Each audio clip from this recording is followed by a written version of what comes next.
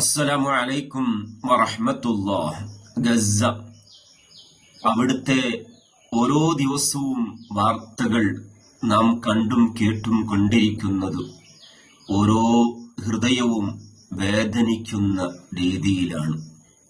അല്പം പോലും ഭക്ഷണം ലഭിക്കാതെ ഓരോരുത്തരും അവിടെ മരണപ്പെടുകയാണ്.